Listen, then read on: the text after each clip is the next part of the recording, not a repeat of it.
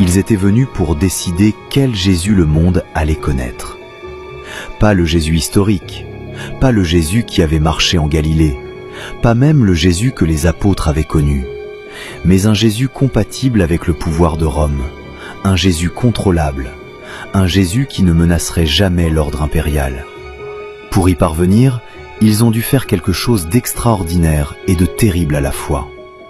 Ils ont dû détruire des centaines de textes, brûler des bibliothèques entières, effacer les témoignages les plus anciens, réécrire l'histoire.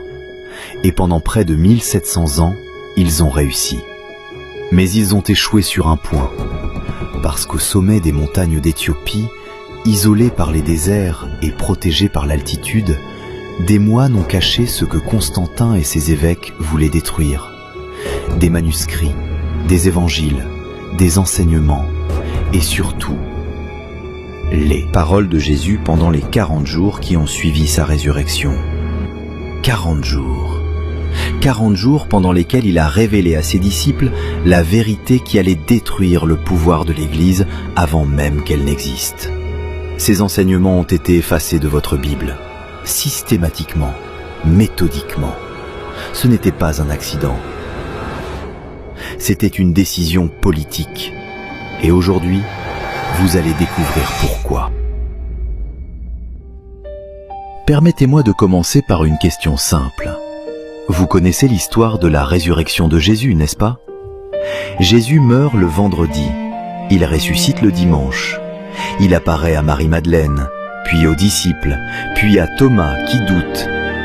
Et ensuite, plus rien, ou presque. Dans les Actes des Apôtres, chapitre 1, verset 3, il est écrit ceci, et c'est tout.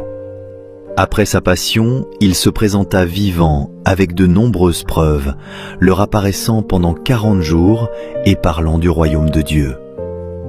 40 jours. 40 jours pendant lesquels Jésus, qui vient de vaincre la mort elle-même, enseigne à ses disciples. Mais que leur a-t-il enseigné exactement? De quoi ont-ils parlé pendant 40 jours? Quelle vérité a-t-il révélé? Quel mystère a-t-il dévoilé? Le texte ne le dit pas. Une seule ligne. Il leur parlait du royaume de Dieu. C'est tout. Vous sentez le problème, n'est-ce pas? Jésus vient de ressusciter. Il a traversé la mort. Il est entré dans les mystères ultimes de l'existence et en est revenu.